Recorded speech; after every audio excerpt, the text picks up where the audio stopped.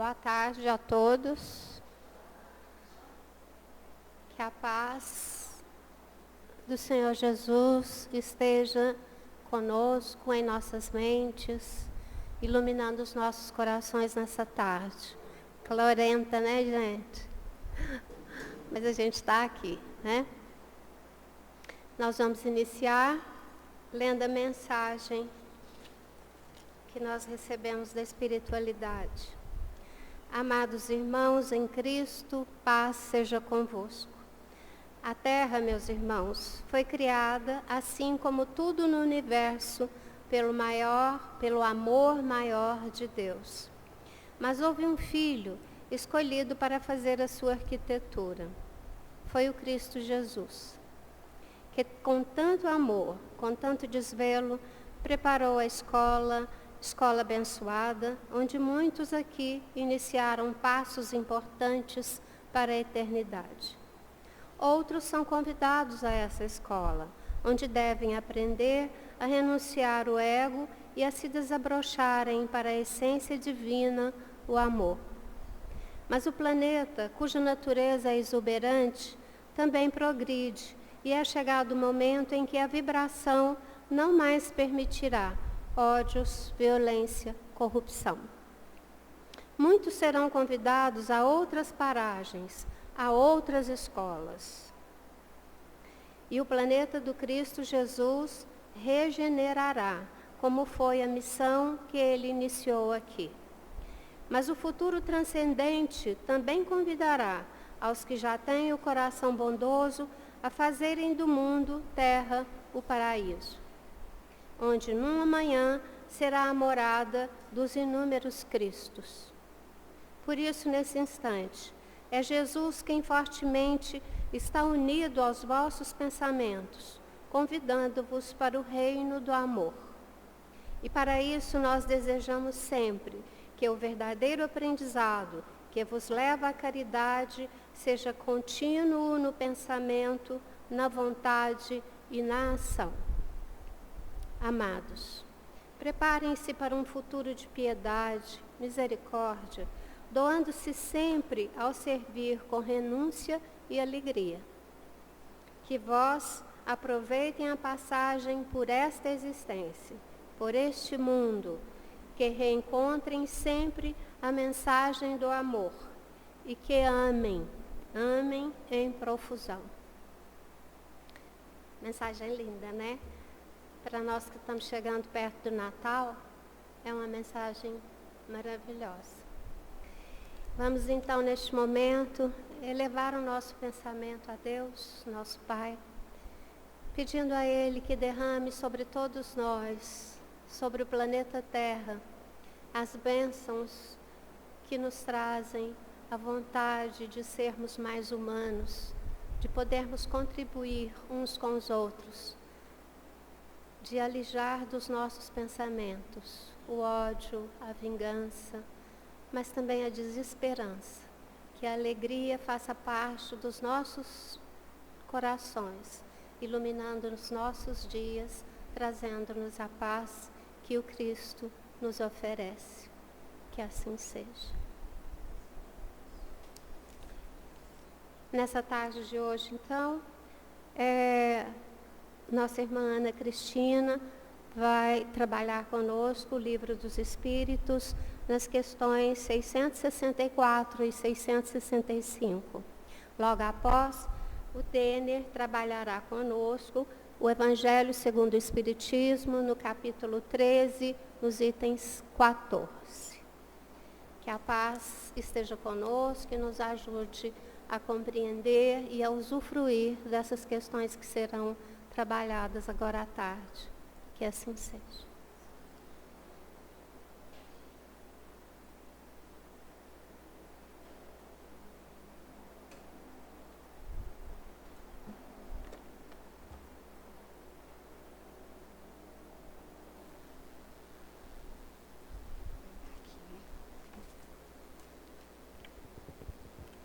Boa tarde, meus irmãos.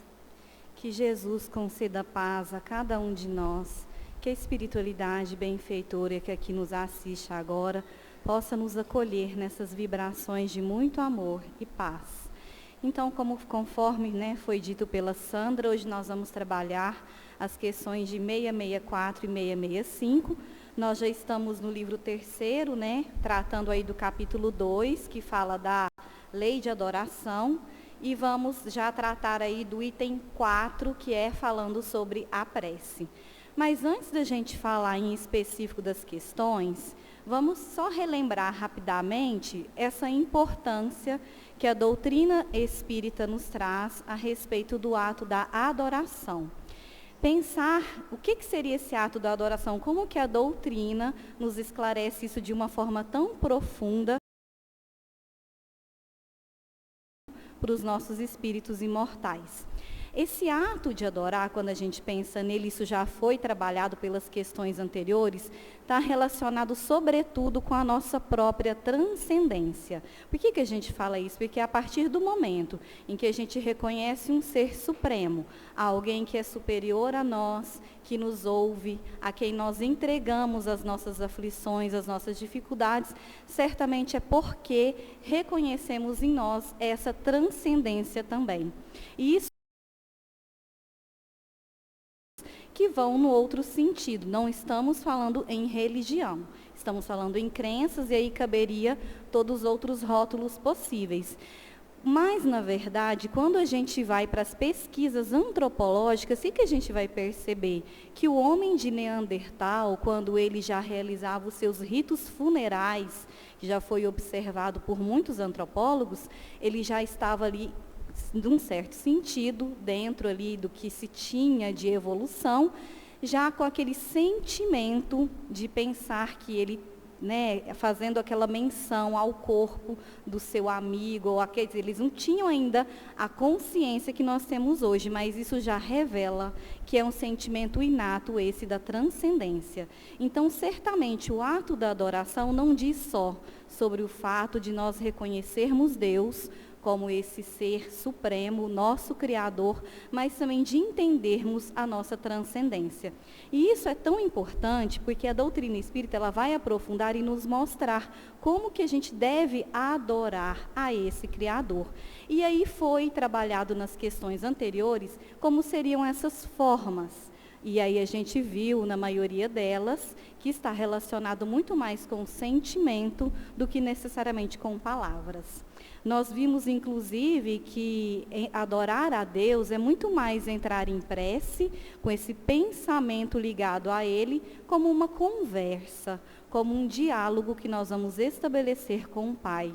E esse diálogo é nós nos mostrarmos a Ele na nossa mais profunda sinceridade, na nós já temos hoje. Quando a gente fala dessa construção, a gente fica pensando, né? O que eu vou mostrar para o Pai? O que eu quero revelar a Ele? As várias versões que nós vamos assumindo nas nossas várias existências, sempre essa atual é a melhor. E aí a gente vai pensar que nesse momento de entrar em prece com Deus, nós estamos mostrando para Ele quem somos e o que desejamos aprender mais. Porque é esse trabalho que nós fazemos quando estamos em prece, em adoração ao Pai. Aí a gente vai entender, conforme nos diz Kardec, como que a gente pode ouvir melhor Deus em nós.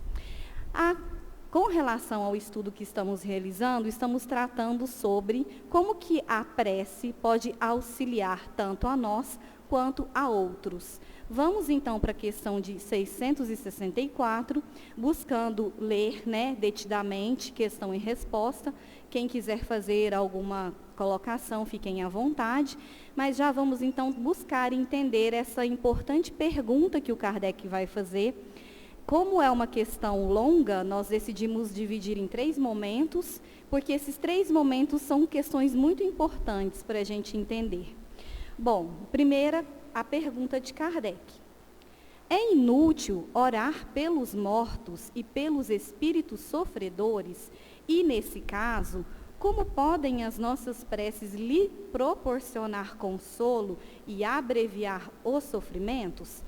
Têm elas o poder de fazer dobrar-se a justiça de Deus? Na verdade, são quase 3 questões aqui dentro, né? O Kardec quer saber, a gente pode orar pelos mortos? Seria inútil essa oração? Como que a nossa prece vai chegar até eles dando consolo ao seu sofrimento? E se elas teriam o poder de mudar os desígnios de Deus? Bom, primeiro ponto que a gente tem que levantar aqui é o que nós dissemos no princípio, que existem outras crenças que não vão enxergar sobre essa questão da utilidade de se orar pelos mortos. Muito porque está pautado ainda naquela visão que a doutrina também aprofunda de céu e inferno. Muitos pensam que se você não conquistou agora nesta última vida, quer dizer, nessa existência, algo de bom, então você esperará o juízo final e será decidido se vai para o céu ou se vai para o inferno. A doutrina vai nos trazer uma outra dimensão sobre isso, dizendo que não existem esses lugares que são estados de consciência e, claro, vai dizer da necessidade e da caridade de se orar pelos mortos. E essa ideia do juízo final, não estamos aqui levantando nenhuma crítica contra nenhuma crença, mas ela acaba trazendo aquela ideia de que não se adianta orar, porque já está destinado a ir ou para um lugar ou para outro. Bom, isso a gente vai até explorar na própria questão, mas vamos então ao que o Espírito Benfeitor diz a Allan Kardec. A prece não pode ter o efeito de mudar os desígnios de Deus, mas a alma pela qual se ora experimenta alívio, porque é um testemunho de interesse que se lhe dá, e porque o infeliz é sempre consolado quando encontra almas caridosas que compartilham as suas dores. Então, o que é o primeiro ponto que o benfeitor nos traz? A gente não vai mudar os desígnios do Pai, porque o Pai sabe o que nós necessitamos passar, que as provas pelas quais nós estamos vivenciando são necessárias para o nosso adiantamento moral.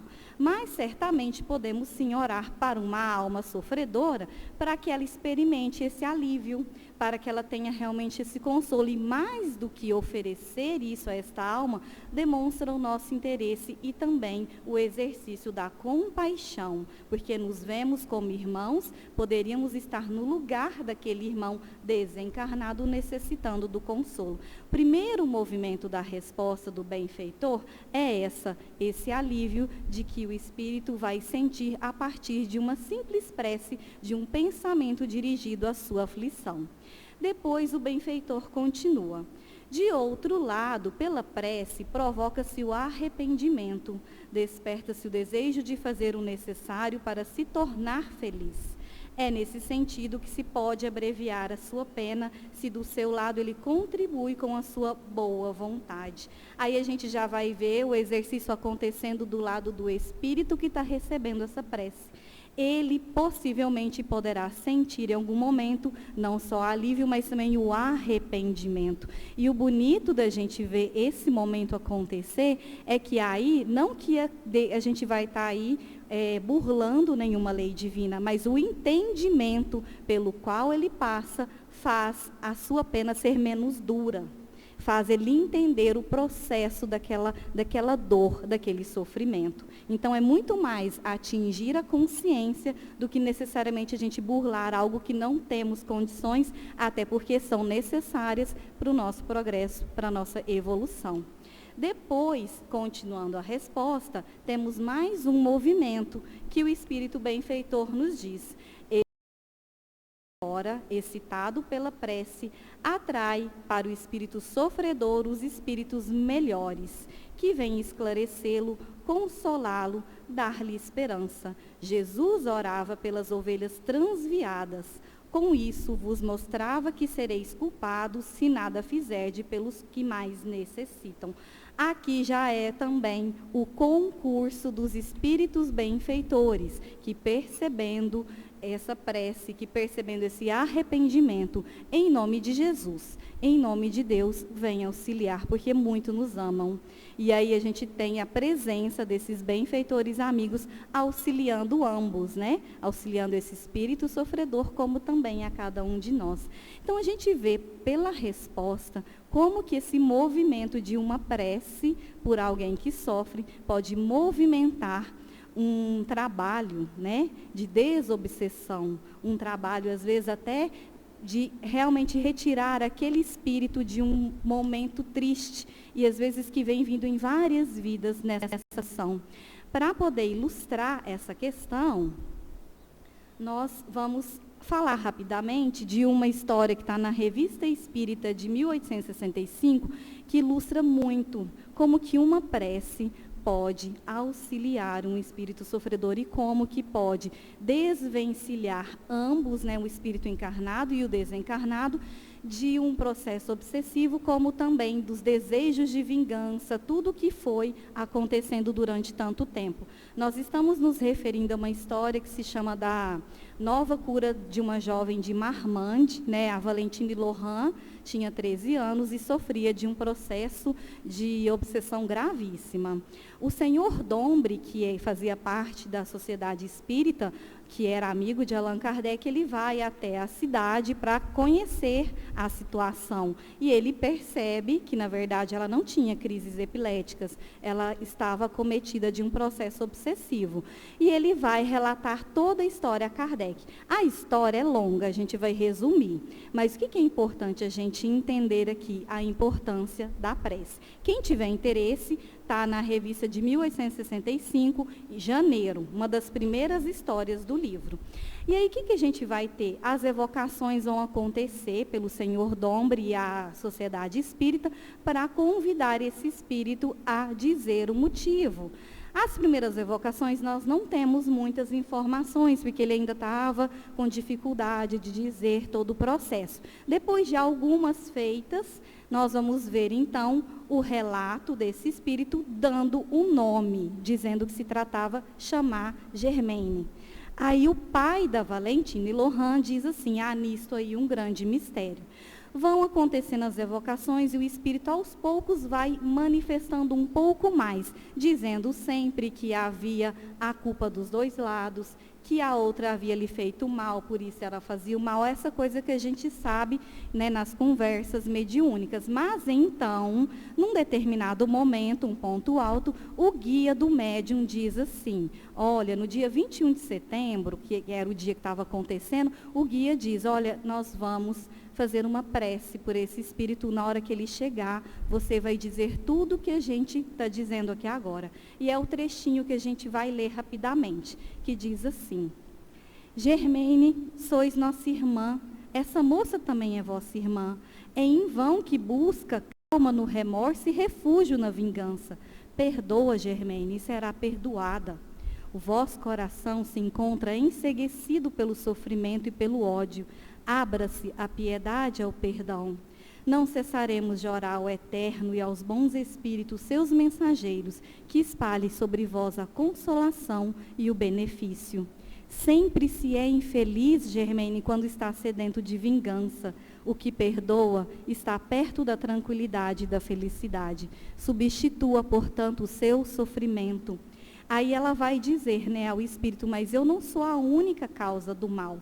E o espírito continua dizendo em prece a ela, nós, Germaine, queremos amar a ti e vos tendemos a mão. O crime merece sim ser revisto, reparado, mas você não está abandonada. Aí ela vai dizer, é como eu me sentia. Eu me sentia uma cruel, me sentia abandonada, maldita, não inspirava piedade a ninguém. Mas agora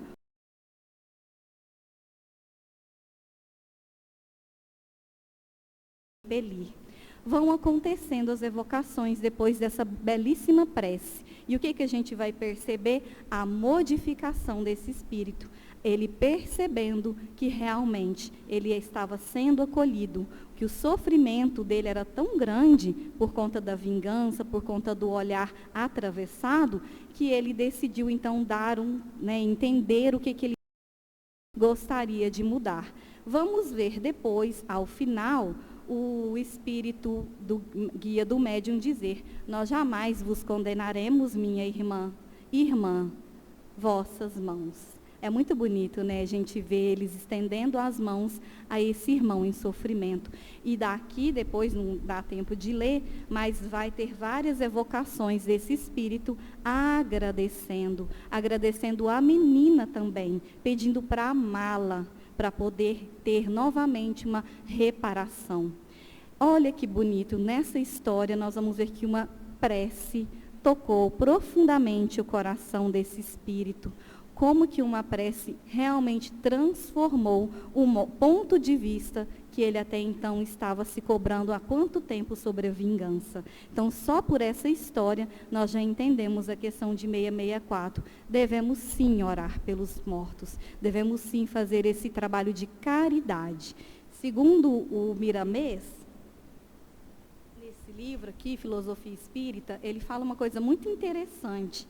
Ele diz que se nós somos cristãos, se nós temos o gesto cristão, nós temos que então oferecer as nossas orações a quem quer que seja, porque é uma utilidade, é uma caridade.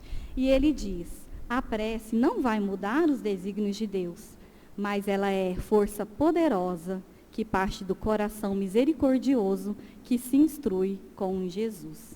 Então é o convite para nós nos instruirmos com Jesus oferecendo essa prece. A questão de 665 vai mais ou menos nessa mesma leitura, né? Que ele pergunta assim: que pensar da opinião que rejeita a prece pelos mortos por não estar prescrita nos evangelhos? Então, Kardec quer saber como que a gente vai entender essa prece se os evangelhos não prescrevem. E a resposta é: o Cristo disse aos homens, amai-vos uns aos outros. Essa recomendação implica de empregar todos os meios possíveis de testemunhar afeição aos outros, sem entrar por isso mesmo em nenhum detalhe sobre como devemos atingir o objetivo. Então, a resposta, na verdade, já está na própria recomendação máxima do Cristo, amai-vos. Então, se é o amai-vos, a gente não tem que ter essa dúvida, foi prescrito. E outra coisa, como que se pode afirmar, né, que não foi prescrito? O Cristo, quando estava no Monte Tabor, entrava em oração e se conectava a outros espíritos, como Moisés e Elias. Quantas são as vezes que em oração o Cristo fez pelos mortos? Né? Quantos ele não auxiliou nesse processo de reconhecimento dos seus erros, de retomada da sua caminhada evolutiva? Depois, o Espírito benfeitor continua dizendo, se é verdade que nada pode desviar o Criador de aplicar a justiça, inerente a ele mesmo a todas as ações do Espírito, não é menos verdade que a prece que lhes dirigis em favor daquele que inspira afeição é um testemunho de recordação, que não pode deixar de contribuir para aliviar o seu sofrimento e o consolar. Desde que ele revele o arrependimento, somente então será socorrido, mas não deixará jamais esquecer que uma alma simpática se ocupou dele, dando a doce crença de que a sua intercessão foi útil. Nos lembra muito daquela história que o Divaldo conta do suicida do trem. Quando ele viu no jornal que um homem havia, se jogado diante de um trem. Ele ficou tão estarrecido com a notícia que ele pegou aquele nome daquela pessoa e começou a fazer orações todos os dias para aquele homem. E por muito tempo assim acontecia. Depois de muito tempo, eu acho que ele fala uns 10 anos mais ou menos, o Divaldo vai estar muito triste por uma situação e ele estava lá fazendo as suas orações, muito angustiado, e aparece um espírito e diz a ele, não chore, Divaldo, não chore, como é que você está chorando? Eu posso agora, quem sabe, te consolar. Aí ele fala, mas quem é você? Eu sou aquele que você um dia me auxiliou fazendo orações por mim. Naquela época em que eu fiz aquele ato contra Deus, eu sentia sempre aquela locomotiva se agigantando diante de mim. Mas quando você fazia a prece, eu sentia um alívio e via uma mulher. E essa mulher me ajudava com as orações até o dia em que eu tive a oportunidade de retomar o meu caminho e agora buscando uma nova reparação. E aí ele vai dizer que estava ali para que impedisse que ele sofresse, que ele chorasse, porque ele fora consolado e era a oportunidade dele também consolar o Divaldo. Então, por essa resposta que o Espírito Benfeitor está nos trazendo, somos constantemente consolados através das nossas preces em direção a alguém. Terminando a questão, o Espírito Benfeitor diz assim: disso resulta da sua parte um sentimento de afeição por aquele que deu essa prova de interesse e piedade. O amor recomendado aos homens pelo Cristo não faz mais do que aumentar entre eles, e obedecendo à lei de amor e união de todos os seres, lei divina que vai conduzir à unidade, objetivo e fim do Espírito. O interessante que é colocado na nota aqui das duas questões é que essa questão ela foi respondida por Monod, que foi um pastor protestante de Paris, falecido em 1856. E a questão de 664 foi ditada pelo Espírito de São Luís. Interessante porque não falamos que há crenças que podem limitar esse entendimento sobre a inutilidade da oração pelos mortos. Não é o caso das religiões, quando elas compreendem esse processo de cura que nós podemos conseguir através de uma simples prece. E para encerrar então, porque o Denner já vai assumir, a fala dele, nesse livro Na Educação da Alma, tem uma mensagem muito bonita do Espírito Maria Lúcia do Rosário, que se chama rogativa. Quando a gente vai fazer prece por nós, por quem quer que seja, a gente tem que assumir algumas condutas que a gente precisa refletir bastante. E ela traz para nós uma dica que é fundamental. Quando fores rogar as benesses espirituais, que mobilizam recursos divinos para o atendimento da sua vontade, pesa na balança da tua consciência, verificando se realmente é o que deseja obter e se é mesmo para o teu bem e para o bem do próximo. Então, toda a mensagem é lindíssima, mas em especial esse trecho para nos lembrar, meus irmãos, o quanto a prece, ela realmente nos atinge com esse objetivo de autoiluminação e de iluminação dos nossos irmãos. Fiquemos todos com o Pai, que assim seja.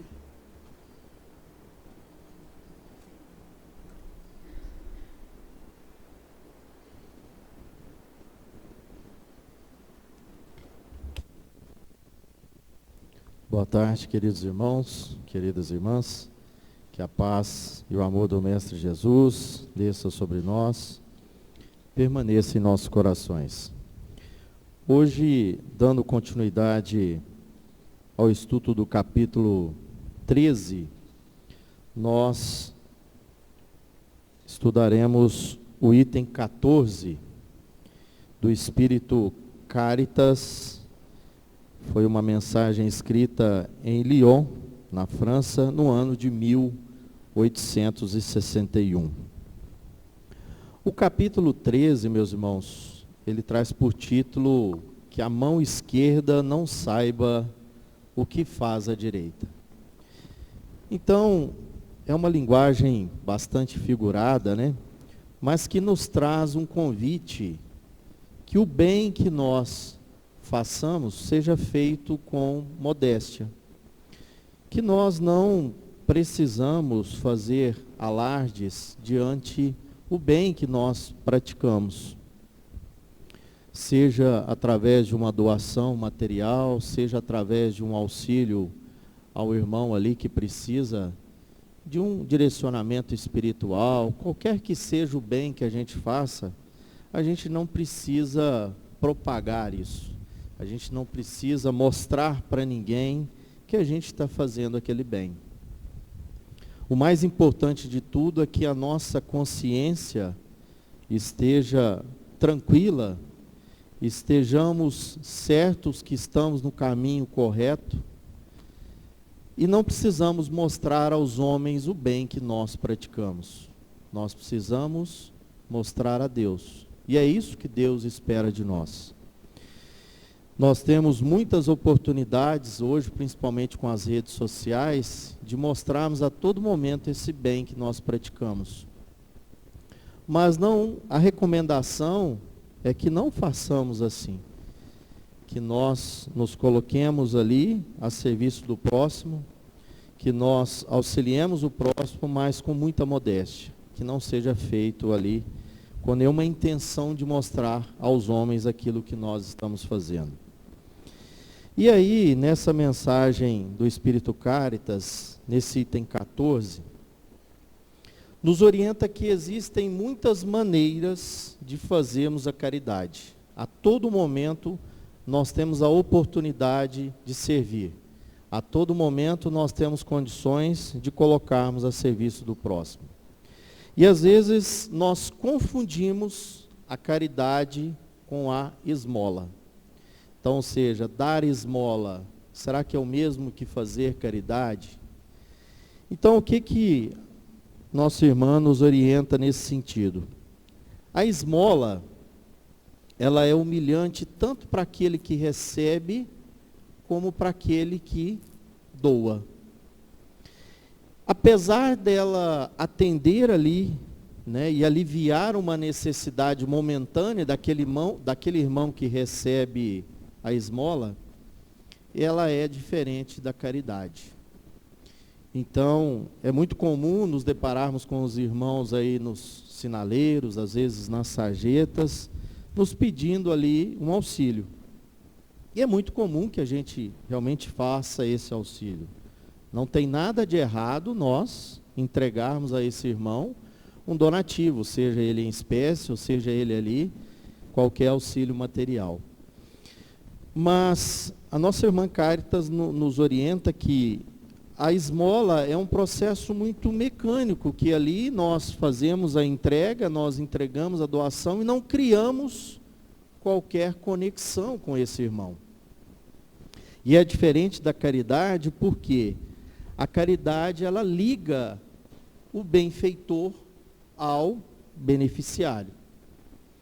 Então, quando nós, de fato, levamos esse auxílio, seja ele material, espiritual, qualquer que seja, quando nós verdadeiramente nos colocamos no lugar do próximo e ajudamos com as suas dores e com as suas necessidades, nós criamos ali uma conexão. Então, nós passamos ali a viver com esse irmão e auxiliar esse irmão verdadeiramente diante a sua necessidade, diante a sua dor. Nós nos colocamos no lugar desse irmão e nós doamos aquilo que nós temos de melhor. Não simplesmente entregando ali, virando as costas e não tendo mais qualquer relação. Então, fica muito claro para nós que a caridade nos proporciona trabalharmos a indulgência. Essa indulgência que é a todo momento entender a necessidade do próximo, se colocar no lugar do próximo e ali auxiliá-lo. Diferente às vezes de, naquele momento, daquele encontro, seja ali num sinal de trânsito, seja ali na porta de uma agência bancária, como a gente vê muito, de ali depositar um dinheiro, virar as costas e não entender de fato o que aquele irmão passa. O que leva aquele irmão a estar naquela condição que ali ele se encontra. E por muitas vezes nós ajudamos, mas seguido às vezes de um julgamento.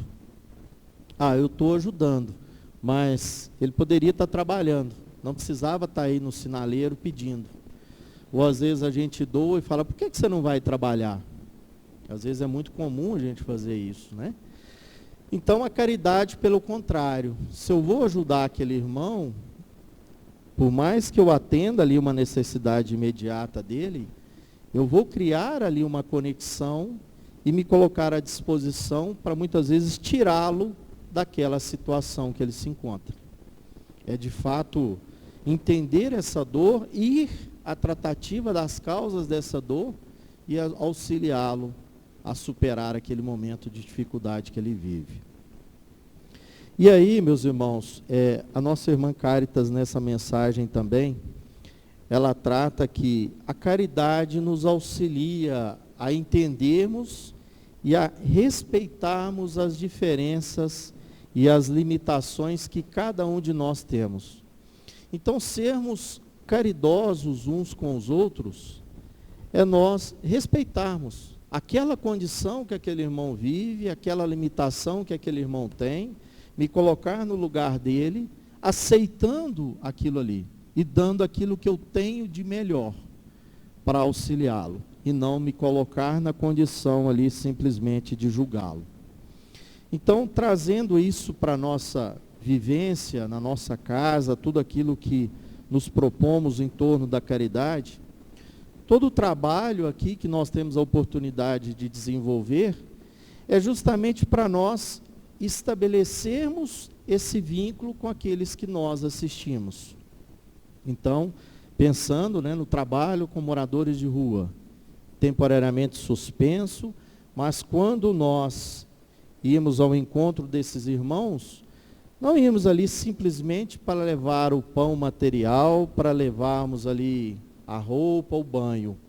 Mas era o momento que nós nos colocávamos ali no diálogo, nos colocávamos ali na condição de ouvintes, de tantas experiências que aqueles irmãos traziam até nós, e que nós também tínhamos ali a oportunidade de levar uma palavra amiga, de levarmos uma direção espiritual. O trabalho realizado no shopping park, com as crianças, com os irmãos assistidos lá, que recebem os alimentos. Então nós levamos para eles ali o ensinamento, levamos para ele aquilo que o Evangelho traz, e ao mesmo tempo nós assistimos materialmente. Temos aí o trabalho do enxoval, dos bebês, o trabalho, né, com as nossas irmãs gestantes, que é feito. Então não é simplesmente entregar ali o material. A gente sempre busca estabelecer uma conexão. A gente sempre busca colocar-se junto desse irmão, não simplesmente para doar, colocar ali o material e virar as costas. Então a nossa irmã Cáritas, nessa mensagem, ela reforça muito isso. A esmola, ela é importante, ela é necessária, ela atende ali uma necessidade imediata, porém, nós temos que ir mais a fundo. A caridade coloca sentimento, a caridade coloca ali uma conexão, a caridade nos une enquanto verdadeiros irmãos, nos colocando sempre no lugar do próximo. E aí a nossa irmã Cáritas, ela finaliza essa mensagem trazendo para nós um exemplo que é muito familiar. E ela diz o seguinte na mensagem: escutai agora o que é a caridade para com os pobres, esses deserdados do mundo, mas recompensados por Deus, quando sabem aceitar as suas misérias sem murmurações, o que depende de vós. Vou me fazer compreender por um exemplo. Então a nossa irmã Cáritas agora traz um exemplo de irmãs trabalhadoras que no período de inverno cuidava ali de enxovais para atender aquelas mães e aqueles filhos que não tinham o agasalho suficiente ali para superar o período do frio. Então nós temos esse lindo trabalho também na nossa casa, né? E aí ele demonstra que, diante de todo aquele trabalho realizado, aquelas mães que às vezes ficavam ali questionando, até mesmo Deus, por que passar por essa situação? Como que eu vou superar tudo isso?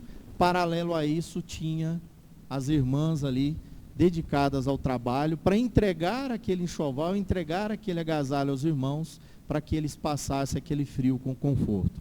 Então ele diz o seguinte: vejo muitas vezes na semana uma reunião de damas, de todas as idades. Para nós, como sabeis, são todas irmãs. Trabalham rápidas, bem rápidas, os dedos são ágeis. Então a gente percebe ali que era um trabalho, né, possivelmente de tricô. Vede também como os rostos estão radiantes e como os seus corações batem em uníssono. Mas qual o seu objetivo? É que elas veem aproximar-se o inverno, que será rude para as famílias pobres. As formigas não puderam acumular durante o verão os grãos necessários à provisão. E a maior parte de seus utensílios está empenhada. As pobres mães se inquietam e choram, pensando nos filhinhos, pensando nos filhinhos que, neste inverno, sofrerão frio e fome. Mas tende paciência, pobres mulheres. Deus inspirou as outras, mais afortunadas que vós. Elas se reuniram e confeccionam roupinhas. Depois, num desses dias, quando a neve tiver coberto a terra, e murmurares dizendo, Deus não é justo. Pois é esta a expressão comum dos vossos períodos de sofrimento. Então vereis aparecer um dos enviados dessas boas trabalhadoras que se constituíram em operárias dos pobres. Sim, era para vós que elas trabalhavam. Assim, e vossos murmúrios se transformarão em bênçãos, porque no coração dos infelizes o amor segue de bem perto o ódio. Então, meus irmãos, a mensagem que fica é que todo trabalho realizado no bem, ele é muito bem-vindo e ele faz muito bem, tanto para nós como para aqueles que recebem. Desde que a gente faça tudo isso com amor, desinteressado, colocando-se ali verdadeiramente no lugar do outro. Porque eu acho que o melhor sinônimo da caridade, né, assim nos ensina o Evangelho, a caridade é sempre nos colocarmos no lugar do outro. E aquilo que eu não quero para mim, eu também não devo desejar ao meu próximo. Então, a todo momento, a gente tem a oportunidade de passarmos pela reflexão, pelo crivo da razão, e sempre avaliarmos se aquilo que eu faço seria bom para o próximo, ou se seria somente bom para mim. Então, que a gente passe a colocar isso muito mais em evidências em nossas vidas, e que essa caridade que a gente vê tão latente, principalmente nos dias que antecedem o Natal, né, muito voltado para a benevolência, que a gente possa estender isso ao longo do ano, ao longo de todas as nossas ações. E não simplesmente por um período, né, levando ali o que é de material, mas que a gente coloque também verdadeiramente-se no lugar do próximo, levando aquilo que realmente nós queríamos que fosse feito a todos nós. Fiquem todos com Deus, uma excelente semana, um excelente Natal a todos, que Jesus os abençoe. Muito obrigado.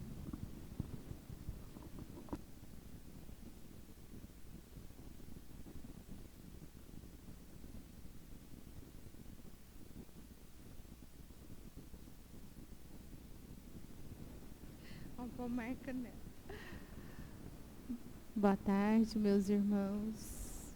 Que a paz e o amor do Cristo Jesus se façam em nossos corações e que a espiritualidade benfeitora nos ilumine, nos auxilie.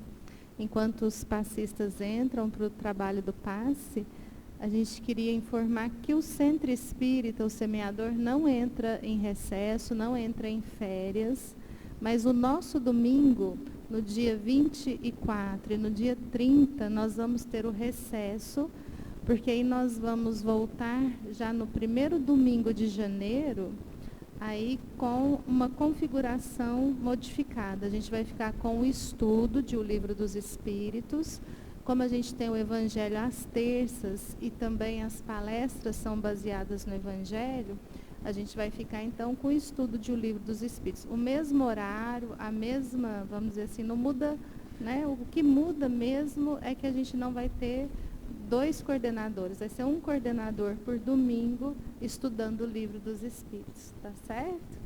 Então vamos, nesse instante, elevar os nossos pensamentos ao Mestre Jesus, agradecendo a oportunidade de termos sempre nesta casa a doutrina do Cristo Jesus, que tanto nos traz benefícios, reflexões e, sobretudo, transformações. Que possamos, Senhor, sempre ter em Ti o nosso verdadeiro modelo e guia. Que nesse instante as águas sejam magnetizadas, transformadas no remédio necessário às dores do corpo, às dores da alma. E que possamos nos preparar para o tratamento espiritual do passe, aqueles que aqui estamos e aqueles que estão longe, assistindo de outros lugares, que recebam também o passe espiritual e que a tua paz permaneça em nossos corações. Assim seja.